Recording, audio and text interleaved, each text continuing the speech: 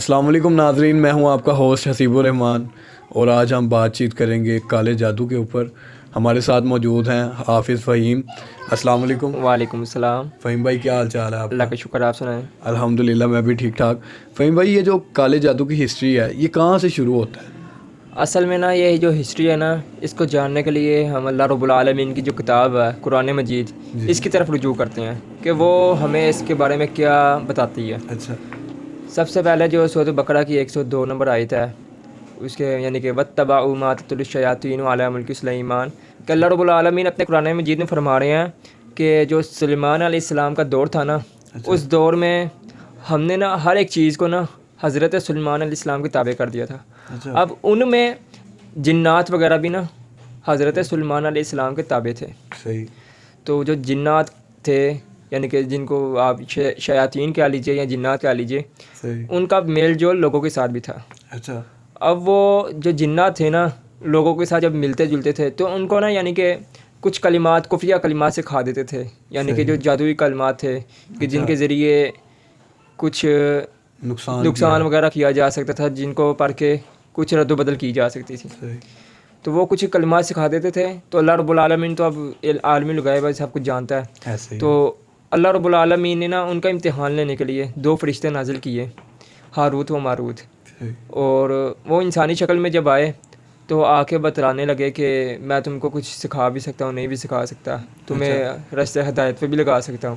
انہوں نے بتایا کہ یہ جو تم سیکھ رہی ہو نا ان جنوں کے ذریعے، یہ نہ سیکھو، جو سلیمان علیہ السلام تم کو یعنی کہ بتلا رہے ہیں ان کی طرف رجوع کر لو۔ اچھا۔ انہوں نے کہا نہیں، جو یہ جنات سکھا رہے ہیں نا ہم نے وہ سیکھنا ہے، مطلب میٹھا راستہ، ہاں بالکل آسان راستہ، جادو کے ذریعے کفریہ کلمات سیکھنے ہیں۔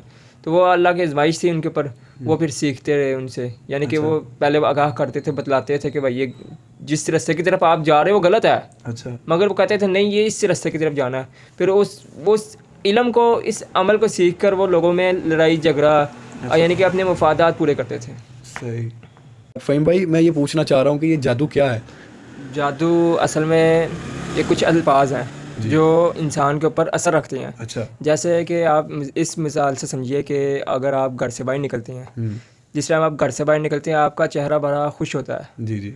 تو رستے میں جاتے جاتے آپ کو کوئی گالی دے دے، ایسے ہی ہے، تو آپ کے ان الفاظ کو سننے کے بعد آپ کا دماغ کس طرح کا تاثر قبول کرتا ہے؟ غصے میں آ جاتا ہے۔ اسی طرح صحیح۔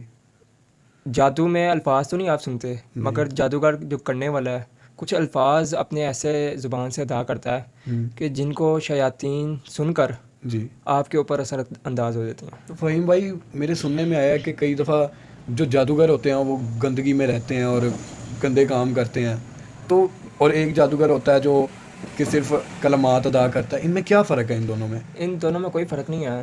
اصل میں بات پتہ کیا ہے، شیاطین کو قابو کرنے کے لیے نا، شیطان کو قابو کرنے کے لیے جی انسان کو اپنے آپ کو نا مارنا پڑتا ہے۔ مارنا اس بات پہ پڑتا ہے کہ انسان جو ہے نا، اللہ رب العالمین انسان کو پیدا کیا، اس کے بعد اللہ رب العالمین نے فرمایا کہ تمہارا جو ایمان ہے نا، نفس ایمان صفائی ہے۔ ٹھیک۔ اب صفائی، انسان کا صاف ستھرا رہنا، اچھا لباس پہننا، ان سب چیزوں سے دور ہونا پڑتا ہے، ٹھیک، ظاہری طور پر بھی اور باطنی طور پر بھی۔ جب انسان ان دونوں چیزوں سے دور ہوتا ہے تو شیطان اس کے قابو میں آ جاتا ہے۔ در حقیقت اصل میں انسان اس کے قابو میں نہیں آتا، شیطان اس کے قابو میں نہیں آتا، انسان اس کے قابو میں چلا جاتا ہے۔ صحیح۔ آپ کا کہنے کا مطلب ہے کہ انسان اس کی بات مانتا، وہ انسان کی نہیں مانتا۔ انسان کی نہیں مانتا۔ یہ کس مطلب ظاہری طور پہ تو انسان ہی کروا رہا ہوتا ہے نا؟ ظاہری طور پہ تو ہمیں یہی نظر آئے گا کہ انسان اس کے یعنی کہ وہ جنات ان کے تابع ہیں، مگر حقیقت میں ایسا نہیں ہوتا۔ حقیقت میں جنات ہم سے کام لے رہے ہوتے ہیں۔ ٹھیک۔ تو فہیم بھائی، آج کل بڑا وہ بھی ہے نظر بد کا، وہ نظر بد کا کیا سین ہے؟ مطلب وہ جادو میں آتی ہے کہ جادو میں نہیں آتی؟ نظر بد اور جادو میں بہت بڑا فرق ہے۔ جادو اگر کسی پر کیا جائے تو وہ آہستہ آہستہ کر کے نا، بہت دیر سے آہستہ آہستہ کر کے اثر انداز ہوتا ہے۔ اگر کسی کو جان لیوا جادو کیا گیا ہے تو جب وہ جادو کر دیا جاتا ہے تو اس کو وقت لگتا ہے کہ اس بندے کو قتل کرنے میں، قتل ہونے میں بہت وقت لگتا ہے، یعنی کہ سال بھی لگ سکتا ہے، 2 سال بھی لگ سکتے ہیں۔ اچھا۔ مگر نظر بد ایسی چیز ہے، اگر وہ لگ جائے تو انسان اگر صبح کے ٹائم اس کو لگی ہے نا تو ہو سکتا ہے وہ شام تک یا کچھ دنوں تک وہ مہمان ہو، چلے جائے گا۔ تو یہ لگتی کیسے ہے نظر بد؟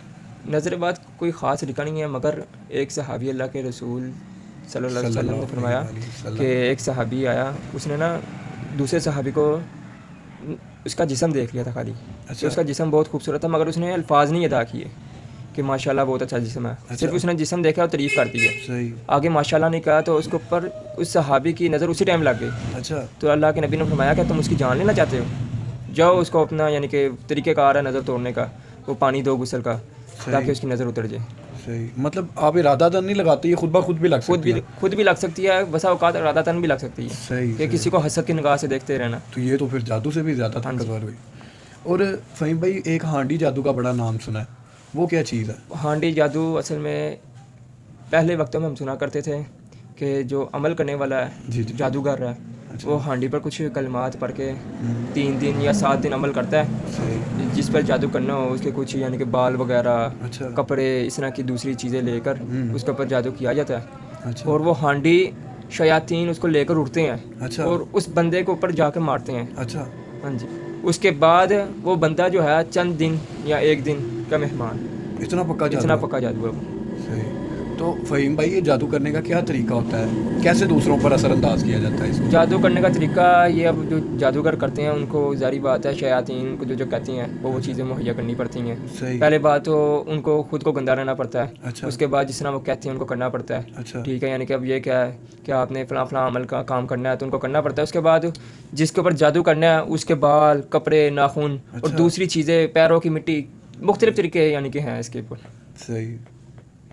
تو فہیم بھائی آپ اس کے بارے میں کیا رائے دیں گے عوام کو کہ یہ جو لوگ پھنسے ہوئے ہیں اس چیزوں میں یا ان میں ماننا شروع کر گئے ہیں, ان لوگوں کو آپ کیا رائے دیں گے کہ وہ کس طرح ان چیزوں سے بچیں؟ اور آج کے دور میں کافی زیادہ لوگ جو ہیں ان پہ بہت جلدی اثر انداز ہوتا ہے. اثر انداز ہونے کی بات, اصل بات یہ ہے کہ جادو اس وجہ سے اثر انداز زیادہ ہو رہا ہے کیونکہ اللہ رب العالمین نے نبی کریم صلی اللہ علیہ وسلم کو کسی مقصد کے تحت بھیجا تھا. ایسے ہی ہے. تو جب ہم اس مقصد سے ہٹ گئے, ان جو اللہ کے نبی نے ہمیں چیزیں بتلائی تھی, جو دعائیں بتلائی تھی, جو طریقہ کار بتلایا تھا, اس سے دور ہو گئے. اس کے بعد ان چیزوں سے دور ہونے کے بعد وہ چیزیں جو شیاطین تھی وہ ہم پر ہیوی ہونا شروع ہو گئی. وہ اب خود ہیوی ہوں یا کسی انسان کے ذریعے ہیوی ہوں, وہ جادو وغیرہ کے ذریعے بھی ہو سکتا ہے. اس وجہ سے جادو زیادہ آج کے دور میں. تو آپ کیا پیغام دینا چاہیں گے آج کی نسل کو کہ وہ کالے جادو سے بچیں اور کیا کیا کریں؟